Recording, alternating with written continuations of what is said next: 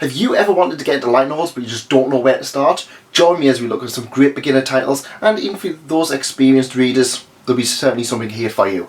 Get excited, and we're going to look at some great light novel titles. That man and his merch.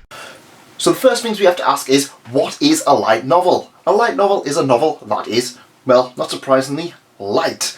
And these are usually fun, small, short, easy to digest stories that you can read on a train, on the plane, or anything.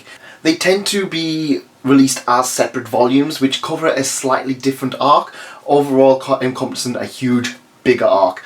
And as we can expect, a lot of them are isekai. Some light novels are absolutely completely weird. For example, that time we were reborn as a vending machine and now I need to wander a dungeon. I wonder what that could be about. It sounds stupid, but it's actually not half bad. There's other titles such as Do You Love Your Mom and a 2-hit multi-target attacks, where the light novel title kind of tells its own story. We kind of get a bit of an idea of what's going on, and that kind of grabs your attention. So if you're a new starter, you might find something that just grabs your attention like that. And that's how I kind of got into light novels. I started with some series, but then I kind of looked at it and was like, that's so stupid, it can't be good. Oh wait, it is good. But enough for that one to one side. These are some titles that I would personally recommend you check out. The first title I want to talk about is ReZero Starting Life in Another World. Now this is a very popular anime that ran a few years ago. I think it was 2016 now. And there's a season 2 coming very soon. For me, this was the one that really got me into light novels. There was another title that we will talk about later on where that got me into buying light novels, but this is the one that really grabbed me. The story is about a young man who is transported into another world, and his special Pokemon power is that he can die. Wait, what? That's correct, Natsuki Subaru's special power is that he can die. Over and over and over and over again. Kind of like Kenny from South Park, if you've ever watched South Park. And if you've never watched South Park, wow. Natsuki Subaru is transported into another world, and he soon discovers that when he dies, he gets reborn once again. It's kind of like a video game. If you get to a save point and you save the game and you continue on, you die. And you go back to that save point. You continue on, try and do a little bit different, and you die. It's kind of like that. However, one of the strong themes is that he is not alone in his plight. He soon discovers a beautiful young girl who he falls instantly in love with and just wants to protect. Along that is a few other characters such as Best Girl Ren, Best Girl Ram, and Best Girl Amelia, who are all best girls and must be protected at all costs. However, they actually have special powers. For example, they're demons, or they might have they might be half elves, or they might be master swordsmen and stuff like that. And we have this huge, incredible world that is getting created and just built. And it's one of those ones where you just want to see Subaru succeed. Yeah, he starts off as an absolute jerk, but he soon becomes a really great character who, yeah. It's one that I would definitely recommend checking out. If you like the anime, definitely check out the light novel. We actually now are further than the anime. It finally took us all that time. And the anime is a great adaptation of the light novel. It's a very much one-to-one kind of scale, which can't be said for some other series, which kind of, you get the light novel, you get the full story. That's kind of like, yeah. Another title that I want to talk about is Full Metal Panic. Now, this title that got me into light novels. It's been out of print for some time, however it is now getting a reissue by J Novel Club. Full Metal Panic tells a story of a world where the Cold War didn't end and it kind of just continued on, and we've got mechs and we've got all these armoured fighters and all of that kind of jazz. However, a young man who was brought up into a world known only war, he is assigned a new mission: protect this young girl. And it's a very much a fish out of water kind of story, and we have over-the-top reactions where he's just pulling guns on teachers, and that doesn't sound right this day and age. And he's having to protect her, and he's all this over-the-top where he doesn't understand social norms, and he's just like, oh, look at this condom, and he's just like, oh yes, you can fill a lot of water in that, and just like, Yes, you certainly can, but that's not what it's for. The story is a lot of fun. If you do like your sci-fi, if you do like your war history kind of ones, you can't go much wrong with this kind of story. It's not an isekai, it's a modern day alternate universe, and it's one that I personally got to grips with. When I first got into anime, this was one of the early titles that I picked up, and I'm so excited to be able to read it. And you get a lot of more extra stuff. To be honest, the anime is actually a great adaptation of it. We do get a lot of the great content from it, and yeah, it's just one of those ones where I really recommend for people who just want something different. They don't want an isekai, and it's just a lot of fun. Toradora, Toradora, she's the one that can brighten up your day. Yes, next up we'll be talking about Toradora. Now, this is a light novel that I wasn't sure about at first. I heard a lot of good things about the anime, but I've not actually watched it. I own it, but I'm one of these people where I actually like to read the source material first, then go back if I've got that option. So, this is the story about a young man who kind of looks a bit like a thug. He's quite scary, but he's actually a really nice guy. He struggles to make friends because he's got this tough guy attitude, and don't even get him started on girlfriends. But he's got a crush. He's got a crush in his class. It's off to a good start. He's actually working up the courage to tell her until he crosses paths with this girl, Aisaka Tiger. She's beautiful, frightening, and not quite 5 feet tall. The girl known as the Palm Top Tiger is one person who's even scarier than Ryuji. And that's just the start of the comedy.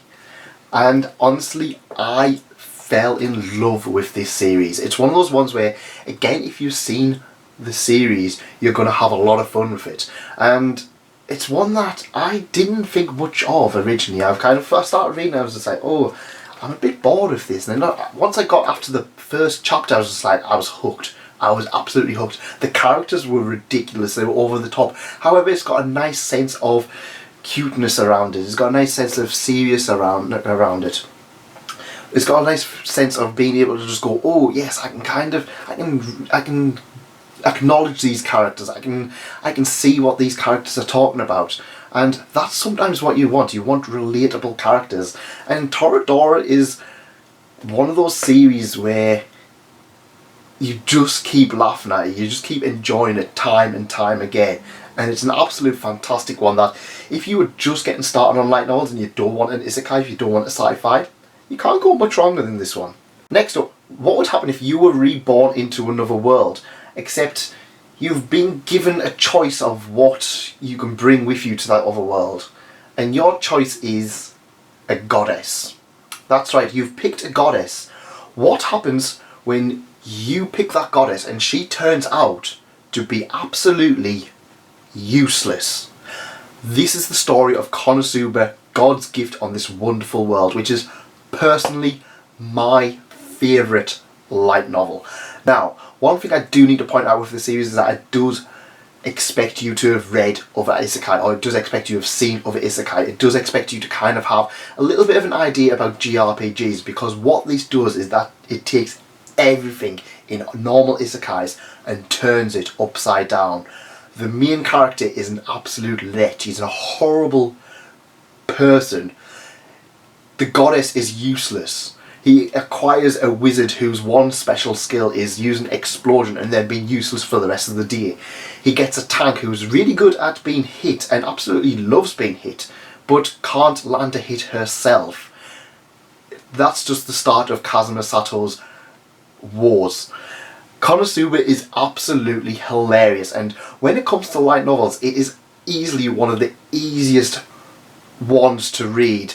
It's very light, and when it comes to light novels, that is saying something. It's about 150 pages, and you can knock it off in about a weekend, a good weekend of reading, or even a good day of reading. But the great thing about it is that you will be laughing all of the time. You will be loving how these horrible people, who are just horrible to each other, have to stumble upon from strength to strength, and how they manage to defeat the Demon Lord's army. via stupidity. Yeah. Honestly, I can't recommend this one enough, and if I had to pick one of them out of all of this, I would definitely pick this one. Except possibly the next one. Then, looking at Isekai, what would happen if you were reborn as the final boss? The game Yggdrasil has been going on for ages, and the servers are about to shut down.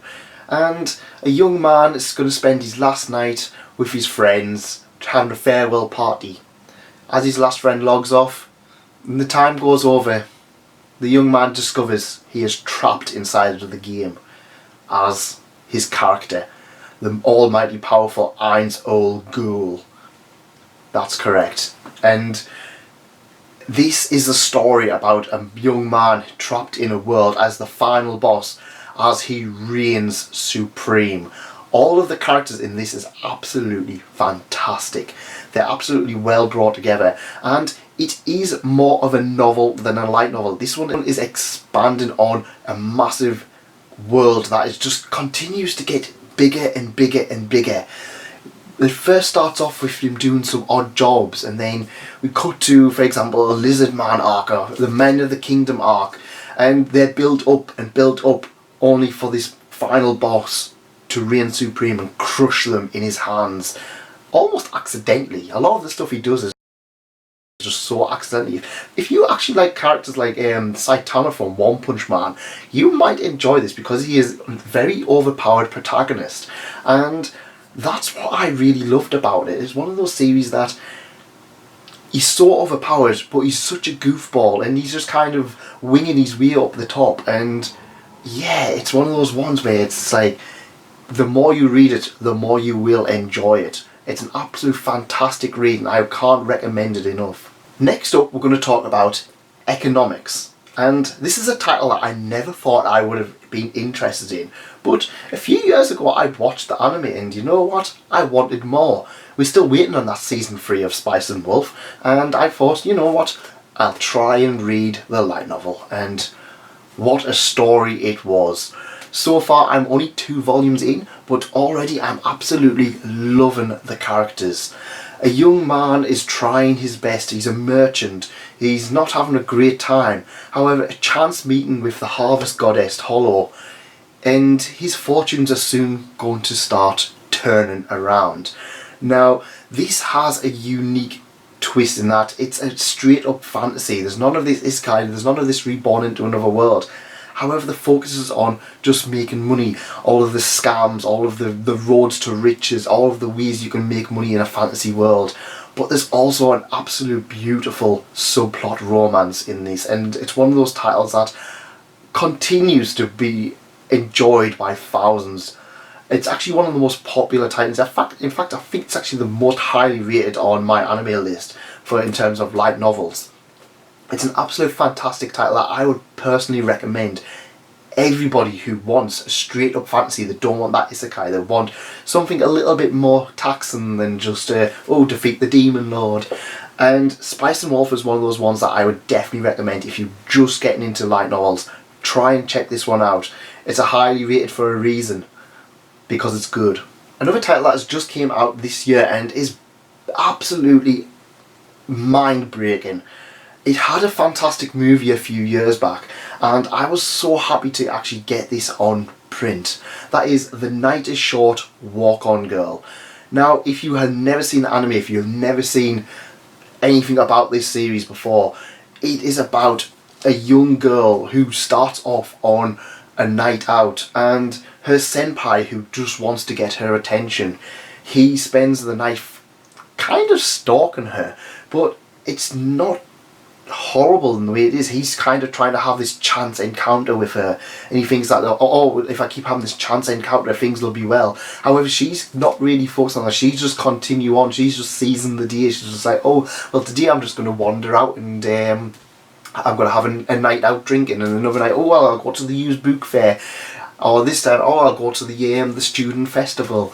And then it's kind of all these little short stories all turned into one, where it's just kind of life lessons are learned from this one. It's one of those ones where it's just like, well, if you just keep looking at this one thing, you're not necessarily going to get where you want to, but if you kind of do other things, if you do something a little bit different, if you seize the day, good things will come to you. And that is one of the nice messages that is in this story. It's a lovely read, it's a lovely over the top, I love the way it's written. It's one of those ones where you just kind of, if you read it, you will struggle to find something similar because it's so unique and there's nothing really else like it. It might be spoiling it a bit if you start off on this, but you know what? You can't do much worse. It's an absolute fantastic read and I would really recommend you all check it out. Next up we've got yet another isekai, and I struggled between this one and another one, and namely one where it was about reincarnated as a slime. However, I'm personally enjoying So I'm a Spider, So What that little bit more. Reincarnated as a Slime really focuses on Rimuru becoming a head of a city and how he's so overpowered. This is the story about a young girl along with a classroom who are reincarnated into another world. She is reborn as a very weak spider and she struggles to survive in this dog-eat-dog world. However, she soon starts becoming stronger and stronger and stronger, and she works to become that overpowered creature of legend. And her classmates, they're all reincarnated into another world. However, the twist with this story is that they're reincarnated into different points in the timeline. So, for example, they're all born at different times, whereas a spider is born very quickly. Human babies take longer, or elf babies take longer, and that is the beauty of this, is that we're hearing little stories, little bits and pieces here and there. A weak person in the past becomes a powerful person later on, and that's just the beauty of this story. It's got a lot of stats, it's got a lot of monster fights and stuff like that. However, it is absolutely so worth the time to take out and read this one, because it's so good. It is really good and I'm really excited for the anime.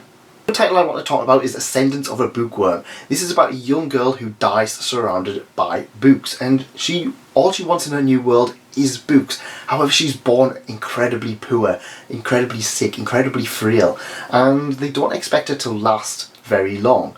However, she struggles to survive and make things a little bit better by using her modern day knowledge in order to create things that she can use now. And it's kind of like Dr. Stone, where it's kind of like little inventions, but it's little small inventions in order to try and get towards paper, in order to try and get towards books. She can't afford books, she's never going to afford books, but just a little bit, she might be able to create books. Now, another title I want to talk about is Boogie Pop Phantom. This is one that I always knew about, but I never really thought much of. I'd never seen the anime, and it was one that only certain circles had spoke of. And once I picked it up, I was kind of just like, I love this. Why did I not read this before? It's not an isekai, it's not even a fantasy. It tells the story of an ordinary school. However, there is talk about things that go bump in the night. A boogie pop phantom. I say a boogie pop phantom, a phantom who appears here and there. However, there's a few mysteries in this school and they're all going to come to light. It's an absolute fantastic reading. I don't really want to get too much into it because talking about it will spoil things, but it's one that if you're getting into light novels and you don't really want an isekai, I would absolutely recommend.